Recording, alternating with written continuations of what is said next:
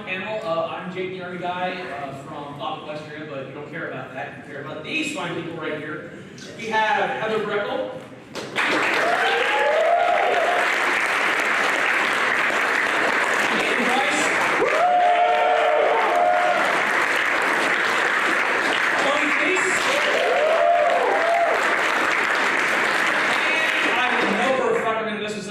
Told me 5 minutes ago. Heather Nuhfer? No. Nuhfer!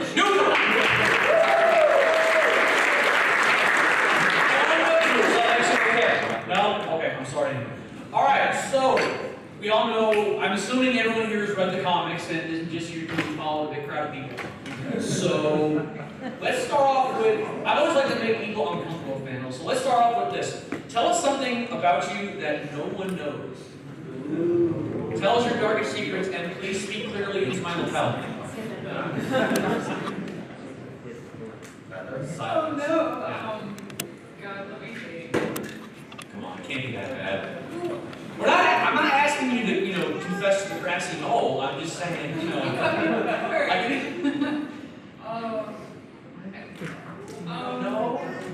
I'm not that deep and dark. Usually I'm pretty open about going-ons in my life. If Heather says the wrong thing, the protective program is going to be shot. Yeah. Okay, that's right. I apologize. I don't want to switch your secret identity. Like a secret. Oh, that works. So you're just super in secret. Awesome. Okay. Anyone else feel like answering that, or did I just? I'm not telling any dark secrets at all. I work for my little pony. That's some terrible stuff in my life, y'all. Well, at least now we know you have something you're hiding. I was struck by lightning once. That's not really a secret, but no idea. That's how Tony got his powers. Now it all makes sense. Got him right in the zipper. Okay. Is that enormous or just like a shriveled, burned little? Alright, PG-13. Say that, PG-13. Sorry. We're alluding to things we should. Okay, we're gonna move on now.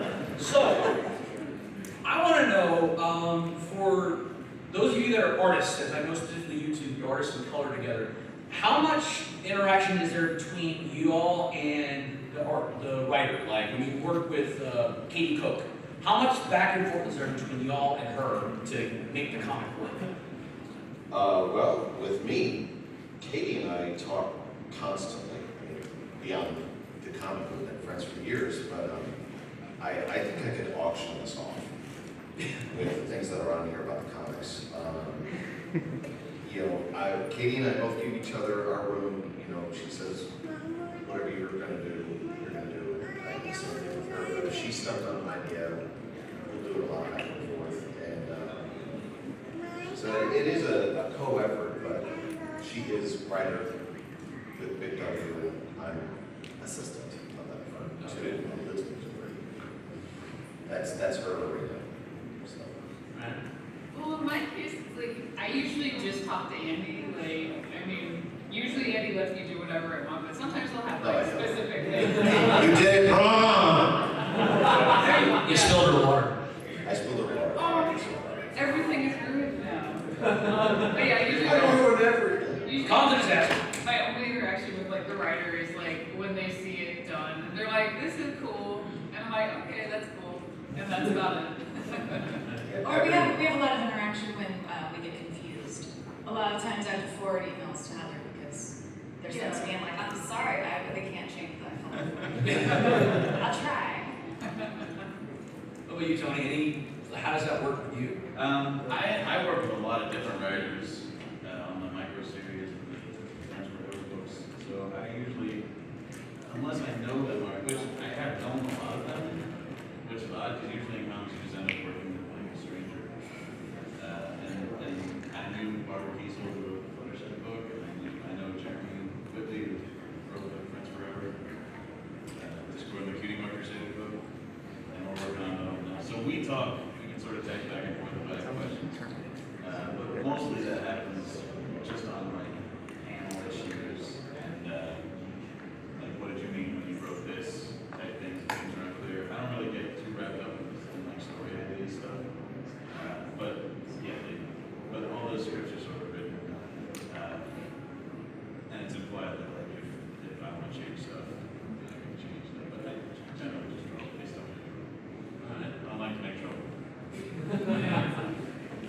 Alright, now, you mentioned the CMC and Discord Friends Forever. I have to know, whose decision was it for the Star Trek reference? That we've all been dreaming about, and everyone knew it was coming at some point. That was the writer. I think he wanted me to do different characters as different, like he wanted Sweetheart to be someone other than who she was. After the beach when he was rich. But obviously when I had Discord, they wanted to work a cute thing in there. I think he probably had that idea before he had any other idea. What was weird though was, because you wrote the one that had the other Star Trek reference, and it came out like 1 week before, and so I got my comps in and I was like, what is this? I was so excited to shock the world. Like, oh, Star Trek and ponies together, how original and cool. Sorry. Yeah. I was really just more upset with their editor that wasn't just like, maybe we should just do 2 Star Trek references on the We same did one. it first. We did it first, Tony. Oh, yeah. We were the cool ones first. Oh, believe me, I know. All the voices in my head were like, you suck now. You thought you were gonna be cool. But yeah, that was his idea. The only real sort of contribution I made as far as reference in that issue is I decided to make one of the ponies actual Foley towards the end when he's getting yelled at by the chief. And Oh, you have to fall for the name and the tailpipe. I got fought for the banana tailpipe, man. Yeah, that was it. And then I have like a brony who's my contact when I have questions, like, what would you guys be interested in? And I just email him and say, like, so if the ponies, if the Cutie Marker says are superheroes, how do you see that going down? And then he writes me back and tells me, this is it. Yeah. Okay. What was the question? Okay, about for the bookworm series for Heather, or other Heather. We were both Yeah, you're both, okay, let's say the one who wrote it, we'll go like that, the one who wrote it. Again, Yeah. were you excited about that as for when, did you come up with that idea for them to like, sort of quantum leap into different books, or was that like, Did it match your vision or was that yeah? No, I came up with that. You Yeah. That's my Well, idea. Like did Hasbro or Bobby come up with the idea? Well, no, but that is something people wonder about, like how much interaction is between y'all and Hasbro. Like y'all come to them with ideas and So the writers come up with the ideas, and we essentially pitch ideas to IDW, but they go through Hasbro, and everybody has to sign off on it before we write it. okay. So what was your favorite book style or book that you had them jump into? Oh gosh, very romance novel. Yeah. Are you a big romance novel? No, I've never read one in my entire life, but it's actually a dark secret. Well, no, it's just, I remember that was very well done, so it was like, if you're not pulling from experience, you're just pulling from cliche, which is even better. Well, if you're gonna do it, you have to kind of do it fully. PG-13. Oh, yeah, of course. Yeah. You have questions?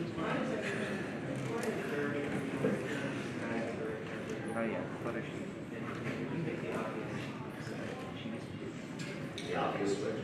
What could that be? You're not being obvious. Yeah.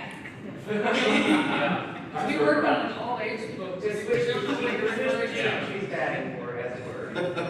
Okay, so.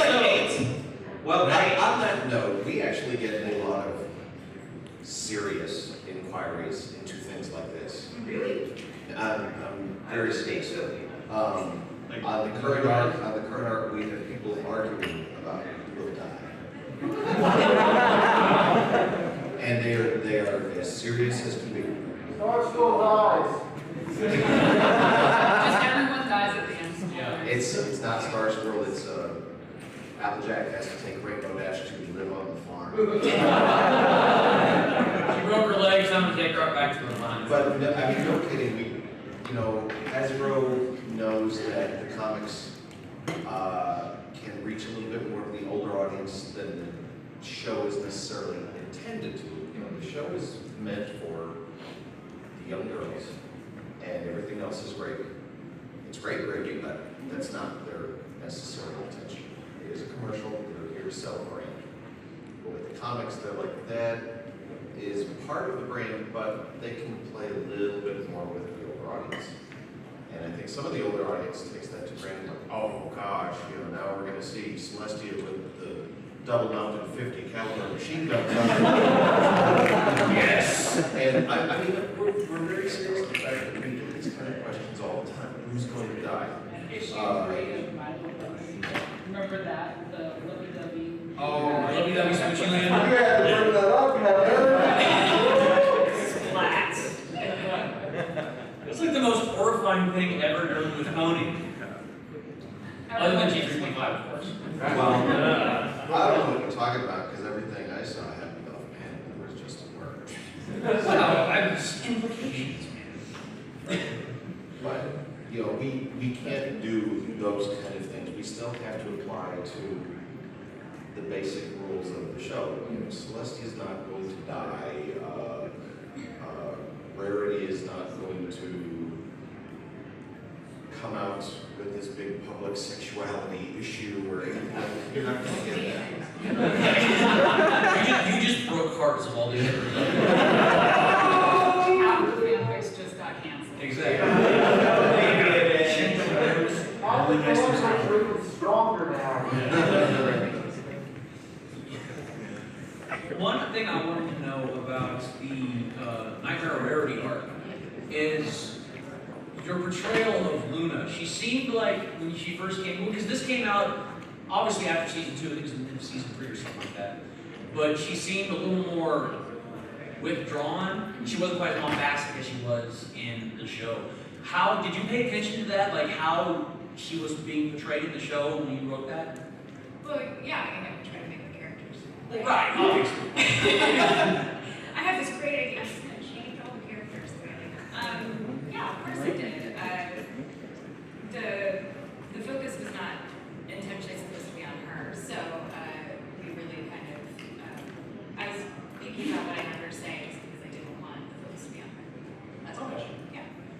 Now, for the artists we have here, who is your favorite character to draw in the comics? Of all the main 6 or Spike or Princesses or whatever, who is your favorite one to draw? Or who have you drawn in some of your favorite panels? Who's your favorite? I used to say Celestia every time, because I like drawing her hair. But I think after this last book I did, I like drawing Zecora the best, because she's like 1980s Storm. She's got a cool mohawk, and her stripes are easy enough. Like when I got the assignment, I was like, I gotta draw stripes, that's gonna be terrible. It was very easy, and she's cool, and she always has like a cool look. I like Zecora. I think for me, it varies from project to project. I mean, everyone knows, my favorite ponies are Applejack and Nina, and I love to draw Christmas. At any opportunity, because she runs such a gamut of comedic to horrific. So I can take her to such extremes, but it does change from job to job. I mean, right now, the arc that we're in, I'm really enjoying drawing Celeste. Which before was like somebody would say Celeste. She's got 92 colors in this strand of hair. But yeah, right now is Celeste. Every time Celestia appears, I suffer. Like, how do I do this?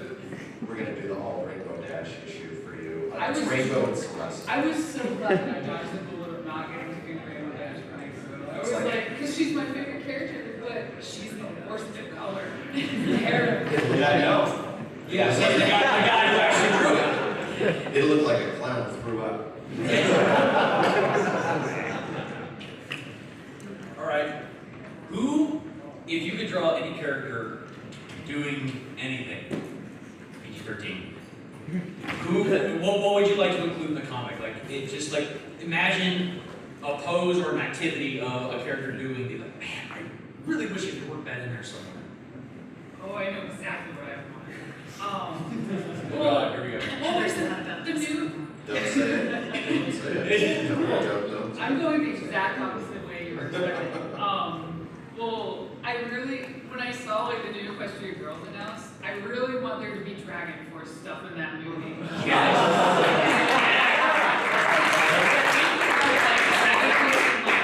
metal with equestrian girl. I want Rainbow Dash playing Angel of Death by Slayer. That would be Yes. I'm gonna totally just mix that. That's friendship. Can I just write an equestrian girl like tie-in for like they have a death metal band? The other corpse paint on and tattoos. Yes. They form apart.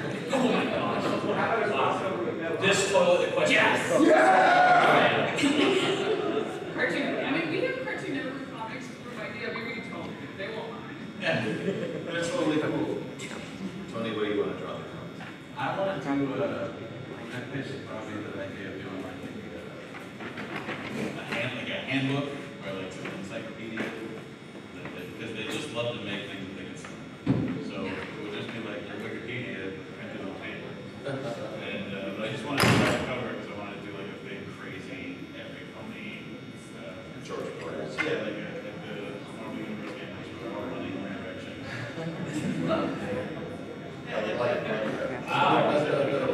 That's easy. Shameless plug. It's all easy. There is something I want to do in the books, and I can't say anything until I come back to me at BonyCon. Okay. All right. Heather, what about you? What is your favorite character to write? It depends on the story. But I love hearing about Thank you. Yes.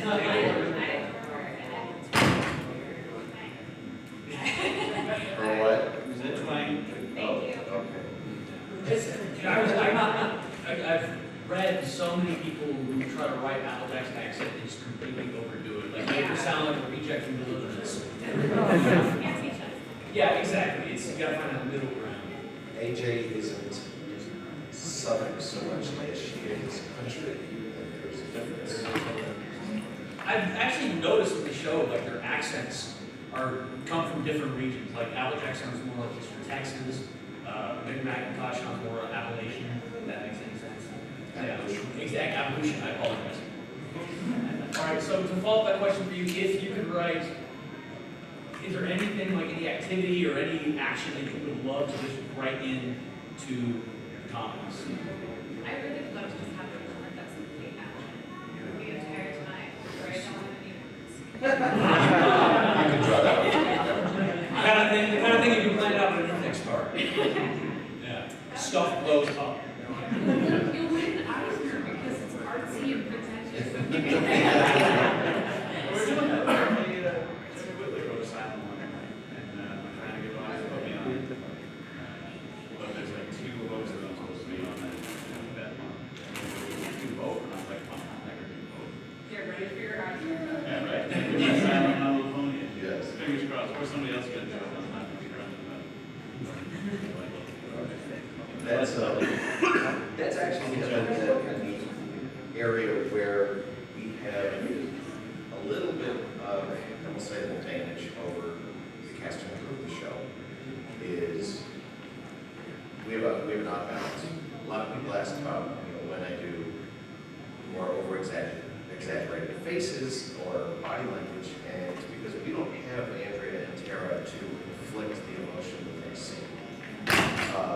So like the idea of a silent book, you couldn't do that on the show because the actors are going to be, hey, where's my paycheck? Yeah. You know,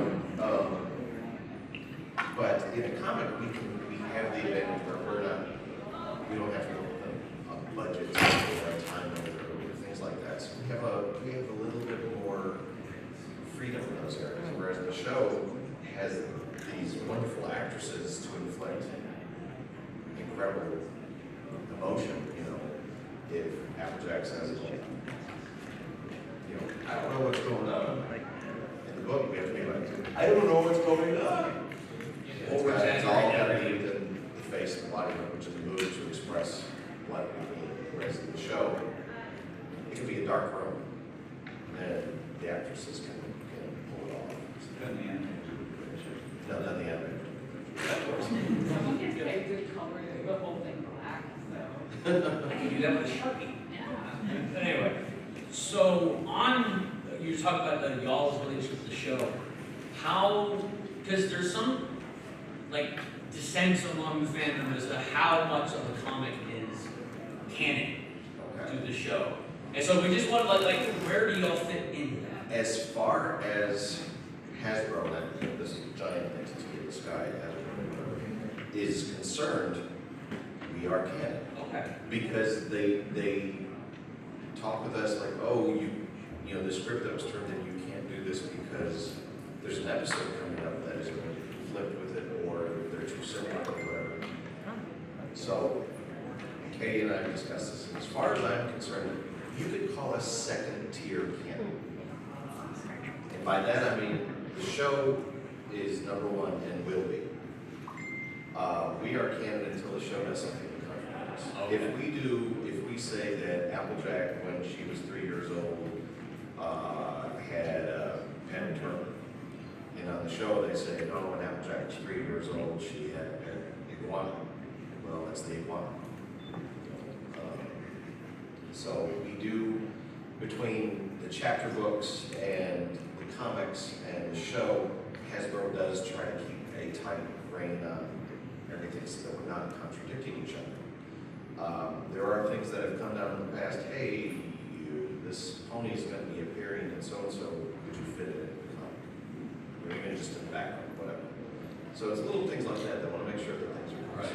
It's kind of what I've always, people always assumed, is that the show trumps all, and As far as I'm until concerned, until the show says otherwise, everything is in order.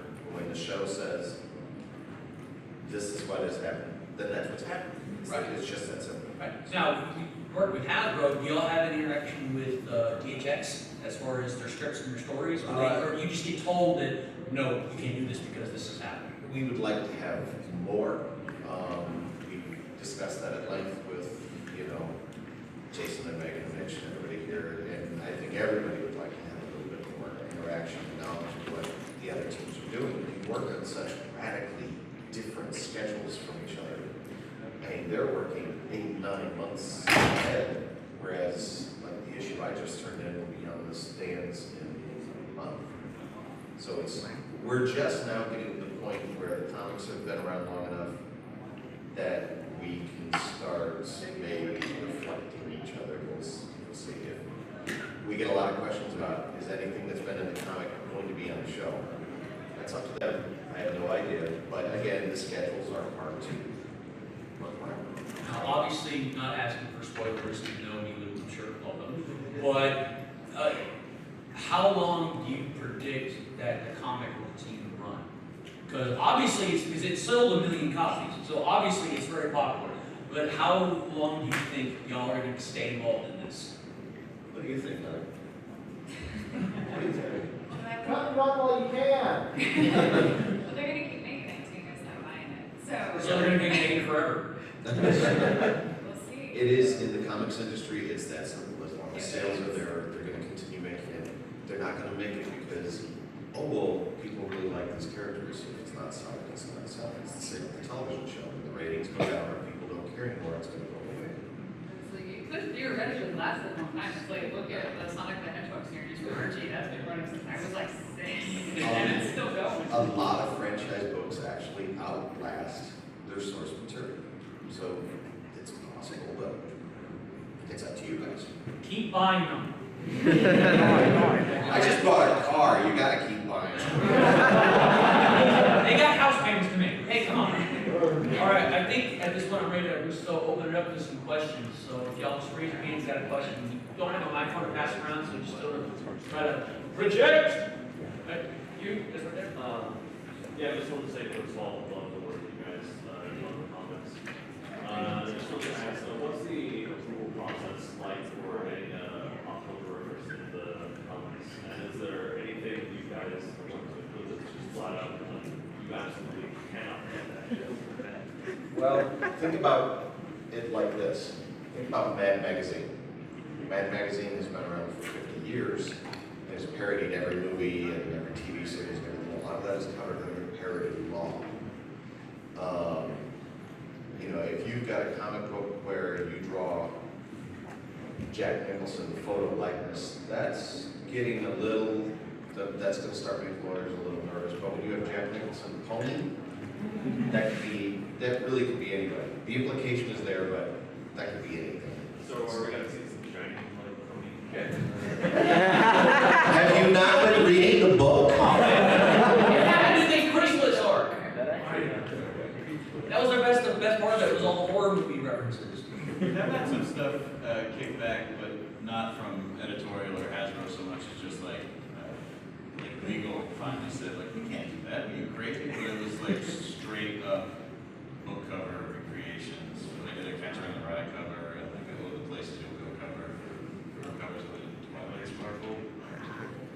And then the people that requested the covers were like, you should do this, and Bobby was like, you should do this. I did them, and I finished them, and then Hasbro said that's great, and then I got Hasbro legal, and like, you guys do like a book for children. Did Tom like do some Dr. Seuss kind of covers, like? Yeah, Twilight that's- Sparkle? Yeah, that's pretty kind Oh, of. yeah. Alright, Basically, sort of spinning off the same thing there. You mentioned that there have been things where you've had an idea for something, but or you had a pitch for something and it just has been said, this can't happen because of like the pitch or whatever. Is there anything that like, what's like your biggest disappointment? Like, obviously, these ideas are squared because they can't happen. So, what are these ideas that can never happen? Ask me that question, I've already come. I'm gonna kill Celestia. I will say, has everyone, I don't know what all everyone has read or whatever, but Katie and Heather and I did the micro series issue for Rarity. And it was a big favorite for us. It was a lot of fun. It was very silly. If you haven't read it, the basic premise is Rarity, due to stress of an upcoming fashion show, the girls are like, we're sick of you. Go to a health spa. As are we all. And relax. And they sent her to a health spa, and it actually turns out to be a hippie commune. So Rarity stuck on a hippie commune for a week. And it was a lot of fun to do, and we had a lot of new characters that were great. But the original idea for the story that Katie sent in, she basically wrote Rarity Takes Manhattan. And they were like, we've got this coming up. You can't do it. And she had to completely scrap the script and start from scratch. But I think what she got, we had a lot more fun with. I actually really liked the idea that she came up with. But that's ideas, and again, where they try to keep continuity in place. Yeah, and that happens to me too. That happens, I think, in most licensed properties, or at least ones I've ever done, where you get really excited, you're like, yeah, this is an awesome idea, this is gonna be so rad. And then sometimes you get told why an idea doesn't get picked, but sometimes you're not. And I've had a couple times where I've been like, man, that's terrible. But then I watch an episode 2 weeks later, and it's pretty much the same thing. So in a way, it's great because it means you're doing a good job and actually keeping the character and stuff, but it's also pretty frustrating to write again. You know, like practically psychic with like when we did the bookwormer, and then the show immediately did like the daring do stuff. And I was like, well, people are gonna get mad about this or something. And I know, exactly. well, y'all's, the Shining and Cadence micro series, that was the one that really put everyone's ahead. Everyone was convinced that Twilight's mom was the author of Daring Do. And so that also came out, again, you crushed souls, you broke hearts. That was the kind of thing, again, you know, I like to put all kinds of little stuff in the background, and it's not necessarily for the fans to entertain me. Convince you people I'm bored. It's like, you know, I'm gonna draw Twilight's dad over here making a sandwich, because I want a sandwich, you know. but that was, my wife had found something that basically stated that Hasbro had heavily implied that Twilight's mother was the writer of the Daring Do books. So I put this little plaque on the wall, and it's like this big, and you guys can. You forget who you're talking about here. We pile in on those details. And there's a little picture of Twilight's mom wearing an award, and there's an award on the wall and a plaque, and there's a little plaque that says the Daring Do Award. Twilight's mom wrote Daring Do, and that's the end of it. Yeah. And it was. That's how it works. It didn't say for writing Daring Do, it said the Daring Do Award. So you could really interpret that as it is the Daring Do Award, like the Academy Award. It's the award for writing excellence or whatever. That's not for I created Daring Do. You gotta understand, that's how headcanons work. And it's understandable that that's how they took it, but when we do things like that, because of that, I actually try to consciously think, let's do this just vague enough that it can be taken many ways. You're trolling us, basically. No. So Yes. you gotta remember, this is a fandom that thinks that it's so quite obvious that Applejack and Rainbow Dash are in love with each other. So based on one episode, it's like you can't just slip those things in and not expect this to count. I think one of the things that's fun in any fandom, in fan fiction, fan art, whatever, whether it be ponies or a Trek or whatever it is, they will say this little throwaway bit of dialogue that the fans latch onto, and there suddenly a history is from that. And we were talking about this the other night. Now, in Trek history, everybody knows that it's James Tiberius Kirk, correct? Yes. When was the very first time they ever said James Tiberius? Star Trek 6. Their very last appearance. Kirk's swan song. And Generations never happened. They said Star Trek, they said James Tiberius Kirk, but we had known it for 30 years. I like how you know that we got this game chopped off and a lot of it. Everybody knew it, it's got it all. Right. Yeah. You know. Well, that's the great thing about the show. It leaves just enough details out that the headcanons can run wild. And so that's how we do it. We find the little bit of details and think, I wonder what this means. That's the other question. I do. In regards to your style of editing, and all that beautiful stuff, and I think I have to ask because I'm a total goes way back. Are you influenced at all by the wonderful Phil? I know Phil's work. I actually met him many years ago. It's not so much Phil as I'm old, and so Where's the McKay? that old. Bring me a beer. That's a fatty Arnold joke. But I learned to read on comic books. I've been buying comic books since they were 15 cents.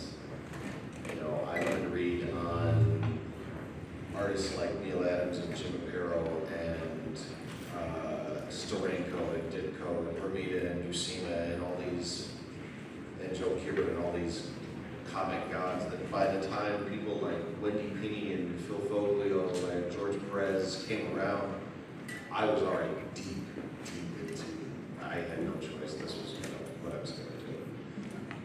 But my biggest influences are, there's an artist named Don Newton, Steve Rude, Bernie Wrightson is very big, and Bernie Wrightson actually, his ink work has influenced a lot of the work on ponies. An Argentinian artist named Esteban Morato who used to do Amethyst from Princess of Gem World. If you go back 30 years and pick up that comic book and you can go, oh, that's Celestia's hair. But I think I'm sure Tony and Heather, both Heathers can verify that you pick up things from everywhere. You say influences, but you get it from everywhere. Everything. You know. Get it from places you don't want to. Yes. So yeah, on the let's deal. How did y'all get involved in comics in the first place? You said you weren't going to ask that question. I said we we're going to spend much time on it. And notice how I tried to slip it in there surreptitiously, and you had to call attention to it. I want to talk about a little bit the chicken scratch stuff that Amy does. That's what they call it, right? Yeah. Like, that's the technical term. It is. The detail and stuff, I generally don't do it at all because I'm always working very fast, and so I don't have time. That's like there's many differences between us. So one is that like Annie's page, there's like a million things to say. Mine is like get Rainbow Dash, and then she went to the clouds. So I don't ever do it, and then I did it once. The last issue I drew, they just said like my fiance, I call her stupid. So I just drew a that's Ponyville. Yeah, right. Yeah. So I drew a pickle, and the internet, when one person says something on the And internet. I was like, Yes. One person says something, I just think the whole internet thinks that, but somebody thought that it meant this gross thing that I like slipped in, like a disgusting pickle joke on a pony comic. Again, we latch onto anything. Yeah. You can't do that around us. So I think, like, I dipped my toe into hiding stuff in the comics, and I think I'm just gonna dip right back down. That was fun. It is amazing how you people Is that guy here? Who's that guy? can latch on to something, and it comes out of nowhere. Like I said, they will find that little bitty throwaway detail that we don't even think about. They're like, this obviously means blah blah blah blah. Of course. Somebody sent me a link to a review of our recent issue where Twilight's kind of wondering about, this whole princess and Alicorn thing is new, and I didn't know that this was where my life was going to go. And she's kind of looking at the ground as she's kind of pondering, and there's just a little twig on the ground. This twig is representative of Twilight's life.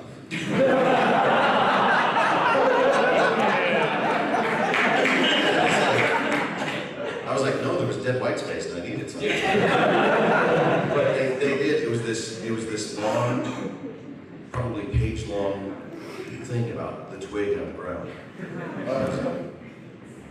Well, it's like, it's like those artsy films where a bag floating in the wind is like a metaphor for the human condition, That's how it works. So it's yeah. like it's even happened to me, and I just do colors. Like on the pirate arc, there was just these three. Like we already had like a Big Mac and a Granny Smith apple. Like they were just hanging out in this pirate ship. And then I saw these three little ponies, and they're like, oh, they kind of remind me of the same scale. Just color them that way. And I just did it just for fun. And I get on the internet, and everyone's like, why are the CMC there? They shouldn't be there. Why on earth are they there? And I'm like, dude, I just colored them like that for fun. I thought it would be cute. Are you gonna write a sequel where they have their own adventures? We should have. That would be sweet. I know, right? I'm sure Heather would agree with that. No. No. All right, moving on. But I'm sure, the Nightmare Rarity arc and the sea ponies and everything, when you're doing this, you can't help but suddenly branch off into other ideas. Oh, this could be a story. This could be, it's hard to focus on, okay, I gotta complete what I'm doing right now before you branch off into 50 other directions. But, when we did the Chrysalis arc, we still have ideas that are branching into other stories, and people come up to me all the time with questions about Nightmare Rarity, is Nightmare Rarity going to come back? And it's like, you can't help but have those ideas. The what ifs. But you have to rein in okay, what really is the good idea, or are we just recycling what we've already been to? Right. You can always go to work in DC. She's back. Yeah. Just out of nowhere. We should be able to kill off Celestia the comic, because if there's any constant in the comics world, there is no such thing as death. That's true. You can, they call it the X-Mansion. Is Jean Grey there? I'm sorry, she's dead. Call back next week. Heather, where did you come up with all the ideas for the sea ponies and equestria and all that stuff for the pirate arc? That was already something that existed. That was one of those occasions where things were recommended to do. They kind of said write something that includes this? Yeah. So I got, that's one of the really rare sort of occasions, at least in Pony Summer for me, where we were sort of directed in an area to go. Not so much directly as pointed, sort of. Yeah, there was no overall oh, you have to do this or that, but Right. there were things that had to be included to go along with I think a board book or something. Yeah. I want to say I love the main pirate character, how he's so, it looks like he was trying to be Captain Jack Sparrow, but he never quite reached that level. He was always had that little dorkiness to him that kept him from being cool. Yeah, and Brenda Hickey was the artist on that, and she really did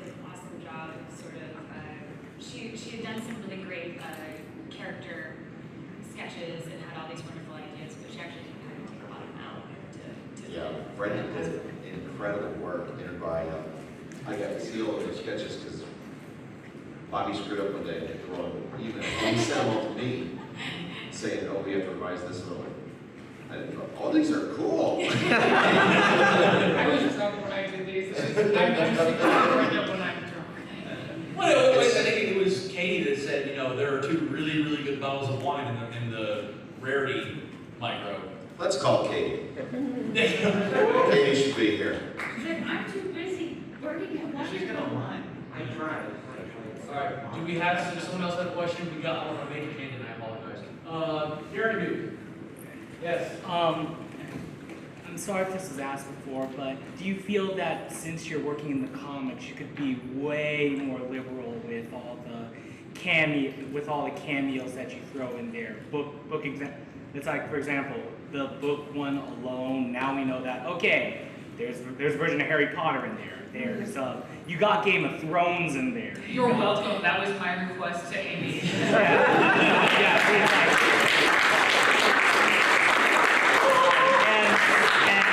And also, like, you know, the high school arc, we all know that was like a Revenge of the Nerds, and and also, like, you guys can make blatant references to Doctor Who, whereas the show can't. Right, yeah.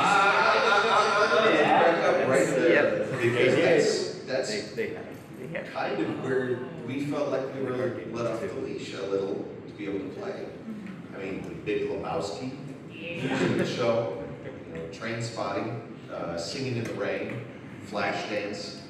There's been little hints that if Star Wars, if it flies over somebody's head, it doesn't necessarily mean that you're not going to get the gag. I mean, like Discord doing the flash dance thing is a silly looking thing. But if you know what it's from, it's just kind of an added bonus to the gag. And it's, again, a lot of it is us entertaining ourselves.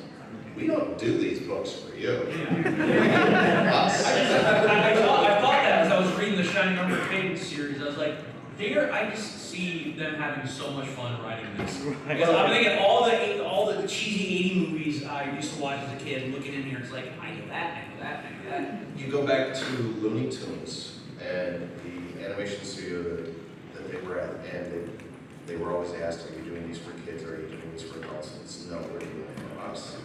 And that shows, and that's how you end up getting a great product, is the people involved give a damn, they care about it. And that's really the case with this show. I think it's one of the incredible reasons why the show is so popular as it is everybody on the staff cares about it. You know, they know that they have to sell toys, they know that there's a product, and they know that there's a brand, but there's more to it than that. There's much more to it. They have to work with that, and like Heather said, that's where somebody calls and says, hey, you have to work a story around Twilight's new car. And that's a challenge, but they care enough about it that you're gonna get a fun product one way or another. You got a question? Yes, I was wondering, we've had pirates, invaders, something, what's that? Narrative motive sounds scraps. Narrative and motive. Narrative motive, like, themes, thematic. Motif? Yeah. Yes. You mean like stories that you wanted to do, but, you know. Well, like what he's asking is a story based around a pirate theme, like the Nuhfer saga or the 80s theme with Shining Armor Cadence. I've never had anything completely scrapped, luckily. So usually they're pretty with whatever you want to do. I guess I don't really ever ask for anything the same. So. Yeah, I don't think anybody's like going out of the way to do super weird stuff. Right. There's an area that you gotta stay in. Yeah. And you can play inside that area. If they would reject stuff, it was ridiculous. Victor?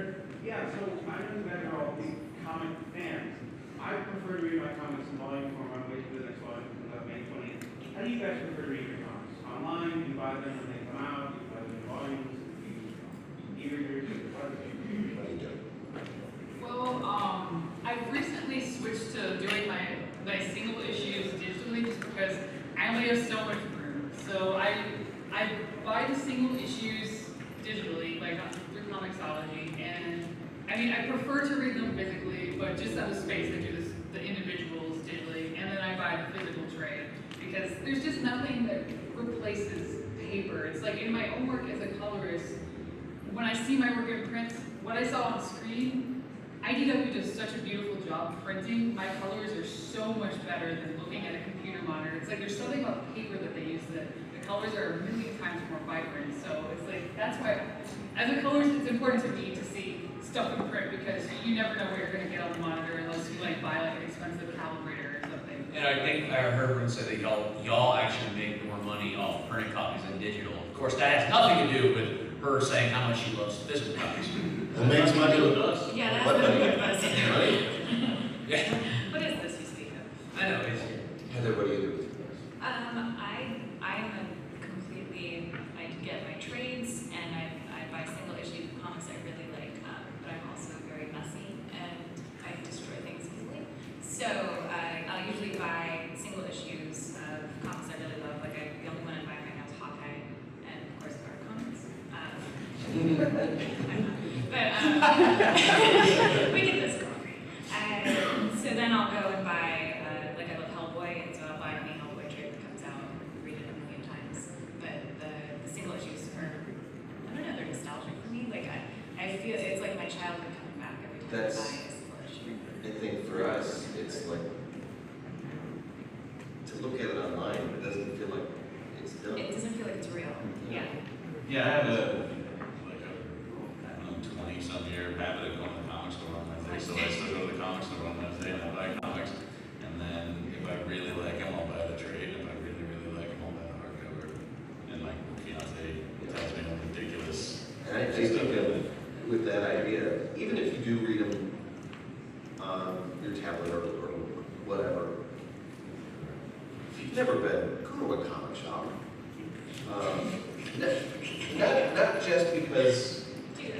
Not just because I have to pick, but it's going to really open up a fun experience for you to just walk into a comic shop and see all the creativity and all the different ideas that are out there. And it's my favorite thing when comic shop guys come to the show.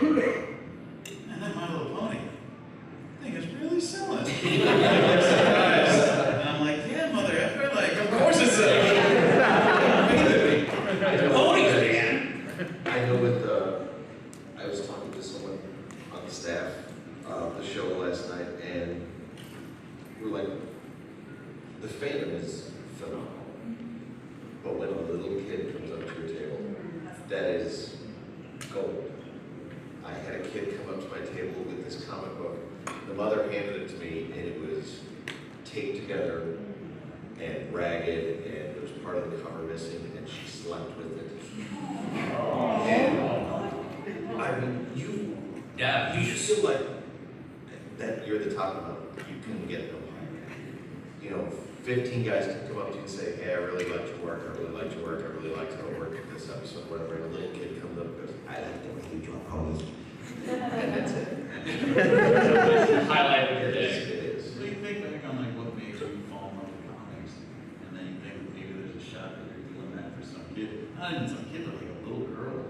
Like, that's the best thing. It's, well, we were just talking about, you know, the comic shop guys coming up to you, and I've had comic shop guys come up to me and say, you know, now there is a book where the dad who's been coming to my shop for 20 years can bring his little girl. And now she's actually looking at other books too. So we've got another addict into our head. But I mean, that's, you know, for us, do you know what that's from? Yes, it's from the movie Fleecs. Thank you. All right. But Nerd Patrol? Yeah, Nerd Patrol. I hear people say that all the time. It's like, you better know what this is from.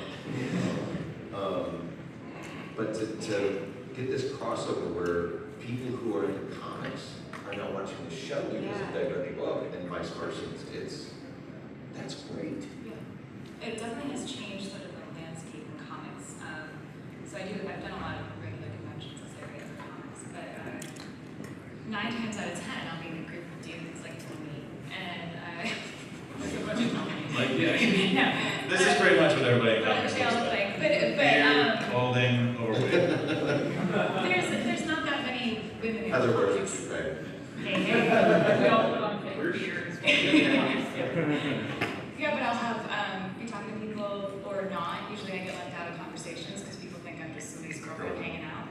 And it's true, and like eventually they'll get around the circle, oh, like what do you do? And for years I'd be like, oh, I read this comic, and they'd be like, oh, that's okay. And then like starting last year at San Diego, I'd be like, oh, I read for Ponies, and suddenly it was like, the circle opened, I got invited in, everybody wanted to know about the magic and how they can get in on it. So it really has opened up, at least for chicks like me. You know, that somebody else asked about how long do they think the comic is going to last. And going off of what Heather said, and the comic shop guys and everything else like that, how everybody's suddenly interested in how this exploded. We are the #1 independent comic book in the world.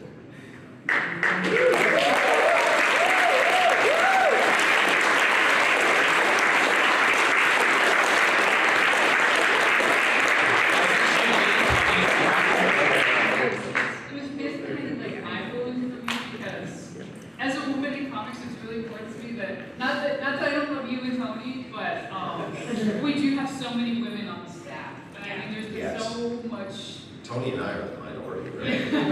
There's been like a lot of heat in the industry lately with people. They're just not big women in comics, and I'm like, we have like it's like whenever I work on Heather's stuff, usually it's a whole girl It's thing. all, yeah. It's like the coolest thing ever. And it's like it means that we're giving like even more girls in the comics and stuff. So that's really important to me. And Bobby's like a girl. And now you have no more work. Oh, I bet that he's that's strong. it for Tony. I was wondering how working on the comics has affected your appreciation for the show. Were you fans of the show before you started working on the comics? I think Tony's the one that's got I would agree with that. Yeah, I had no idea. I didn't see anything. I saw one episode in a hotel room before I got the job. It was sort of a fluke, and I didn't like. I had heard that there were fans, and then I got the job, and all of a sudden I was like, "Holy crap! This is a whole thing!" Like, What have I got myself into? and I'm delighted to find out that the show was really good, because that was a good. Like, I figured I would just have to watch what. Like, if it would be like if I got a job doing Dumbo Circus or some like kid Disney show where I would just have to watch a show that was horrible. No offense to Dumbo Circus fans out there. Another question back, I saw something hand up there. Yeah. What was the first comic series or issue you ever owned? Batman. Next. Batman. To this day, I celebrate Bruce Wayne's birthday. February 19th. I would have been 19, it's like 1918, something like that. It was excellent for me. My dad was super into comics, so that's how I got into comics. My dad and my brothers were really into comics, and I was allowed to get 2 comics at the Great Church. So, and I was originally really small, and so I would get the Muppet Babies and Spawn. Now that's a child. It's like, how old were you when you got to school? I was in 5th grade when I was reading. Oh, that's great.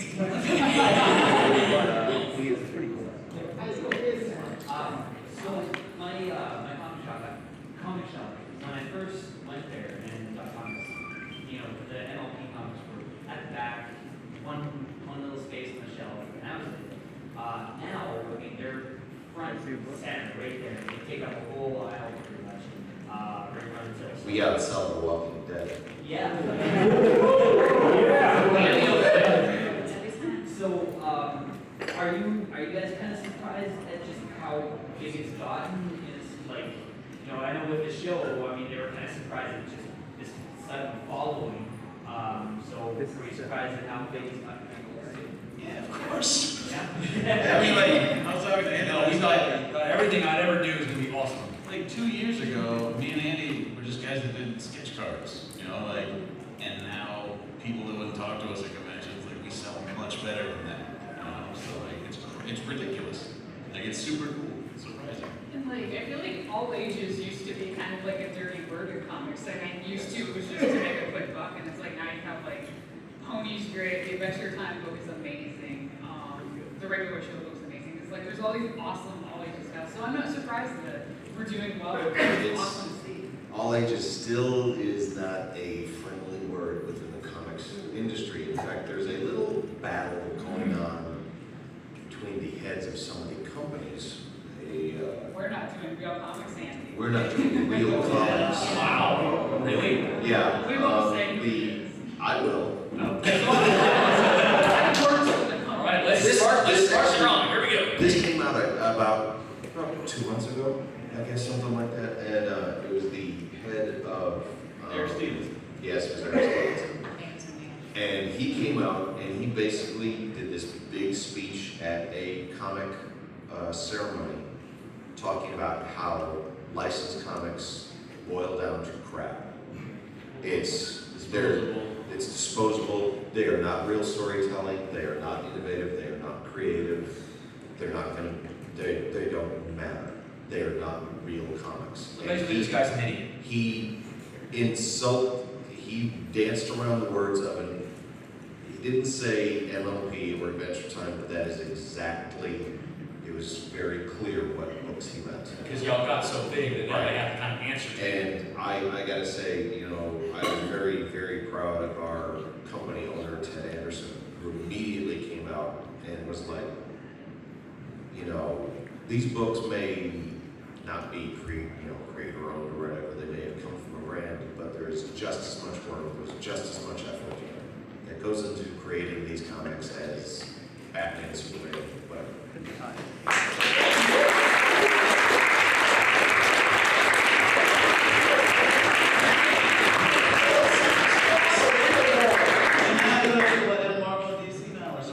They have to figure out how to answer to Ponyville. I've heard about discussions where they go like, I don't know, how do you do that?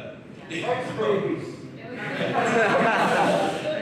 thing like made me upset because as a kid, the most important comics to me were Sonic the Hedgehog and Archie's Ninja Turtles, and that made me into a lifelong comic fan. And it's like now I work for the industry and I'm buying books by that company that insulted us. We are the new gateway drug. Yes. Absolutely. Although, don't forget the original, the Turtles originally came from comics. Yeah. Turtles It's like came the Rock from stuff's a awesome. parody comic that was not meant to do anything to it. It was a parody of Dark Knight Returns. And Daredevil, yeah. Yeah, you. So I just read one of the books that Marvel and DC ain't got none on this. So what does Marvel and DC got what they don't got? So are you asking how are the other comics better than the My Little Pony comics? Yeah. I would say that they're not. I mean, I can speak for you, I don't think, but you know, it's ponies. What's better than that? To be honest, I can't answer that question because I cannot agree with this man's standpoint. It doesn't matter if you have a book where the character is cold-blooded and ruthless or tactical or whatever. It doesn't matter if it's comedic or dramatic or horrific. As long as it's a good story, then it's a good story. Exactly.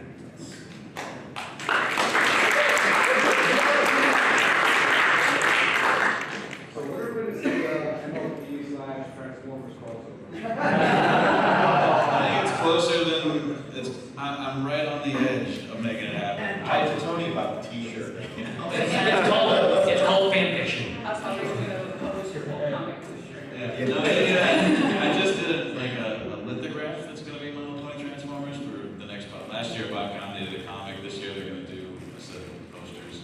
So I did one, and Hasbro's into it. Like they like the way that I do it. So it's just a matter of like pushing them into actually doing like a comic, which I think I could probably do.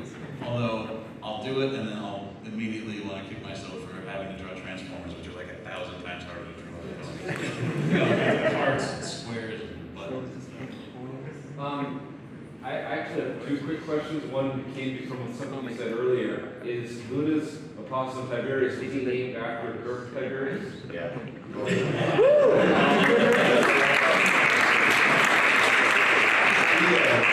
One of our goals when the micro series came out, it was like, Bobby, I get Luna, and nobody else gets Luna. It's like, we're not doing Luna. Yes, you are. And originally the plan was the micro series was only going to be the main 6. It was only going to be 6 issues. And you guys, with your sales and buying and the reviews and everything, we were like, okay, let's expand it into the secondary and tertiary characters. And I was like, then by God, I get Luna. And my goal with Katie is, again, I give her a room, but I was like, you don't write an issue without giving Luna a pet. That was my demand, is Luna has to have a pet. And then she's like, well, I'm going to give Luna a pet plan. No! Yeah. And then she was going to give Luna a pet rock. And luckily, What do they have? ran into Megan at San Diego. And we were discussing, I said, and again, I was like, I don't want a pet rock. I want a possum. I really did want a possum. And we said to Megan, now we're, Katie's going to give her a pet rock, and Megan's like, skip the rock. We got something planned. So, and I wanted to do a possum because, you think of Luna, you think, oh, it's going to be a bat, or it's going to be some creepy night animal, or a raven, or something. And I was like, there's other night animals. Let's do that one hanging from the tree. Let's do possums. And I raised a possum. Not long before we pitched the series, I fostered a baby possum rescue, and it was amazing. And I was like, I want a possum. I want a possum. So And all right, finish this, but then I want to have a question. The whole story of how you fostered a possum. and then at New York Comic Con, we'd been talking about the name. It's like, what do you name a possum? And it was like, it's Luna. It's got to be something kind of epic, but the whole idea of a possum was kind of stupid. So it was like, and she was writing, she was drawing her little $5 mini paintings with her mile-long line, and she went, Tiberius. And she went, we're both Trek fans, so that's for us, and Luna can call him Tibbles.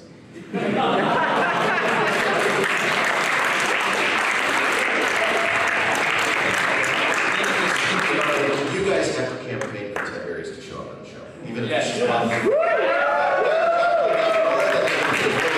Hey, if nothing else, he can frighten Flash Sentry away. I know y'all hate him. Yeah, it's the same issue we said that Flash Sentry was afraid of possums. Yeah, I think this is going to be your last question. You go ahead. I'm sorry. Heather Nuhfer.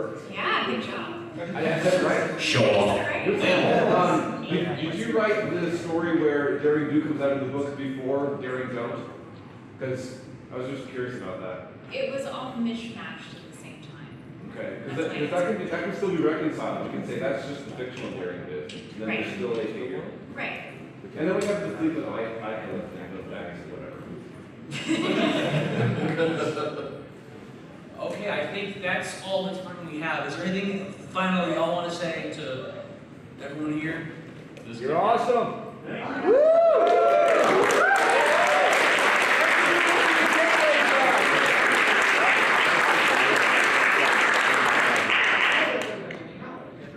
just curious, how much promotion does Hasbro give the IDW comics? Quite a bit. Okay, good. Okay. So you're not letting write that sketch out or anything? No, they as far as Hasbro goes, I mean, this is the franchise. They're going to publicize any aspect of it that they can. Especially when it's a success. With our succession. Real quick, I'm gonna blow you guys away. Did you know that we were supposed to introduce Equestrian Girls? It was, the plan was, we did a big conference call with Hasbro, and Katie and I felt all cool. Conference call. And the idea came across, and you could have heard a pin drop on the line. Oh, we're gonna turn into people. But the plan was, the chronology was, okay, we're working on Equestrian Girls to do as a DVD. And we are going going to announce it at San Diego Comic-Con. That's going to be one of the big Hasbro brand announcements. And we want something that people, after hearing the announcement, can pick up to see. So we want to give the announcement and then send people over to the IDW booth and be able to pick up this comic book so that they have an idea of what's going on. So we were told we want an origin for Sunset Shimmer. And you know, Tony did the Equestria Girls Annual, and the story was reprinted there, so it's easy enough for you guys to find. But there was a San Diego exclusive issue with another 8 pages with Sunset Shimmer's origin, and at the end you see her in the Equestria Girls version. Hasbro ended up pushing things ahead, so by the time the book was done, the world already knew about Equestria Girls. But that was originally the plan. It was supposed to be the comic, then you know the comic and the announcement together, and we were going to be the tease, and then the movie was going to be out. All right, that is all the time we have. I want to say to all 4 of you, thanks for coming out here and putting up with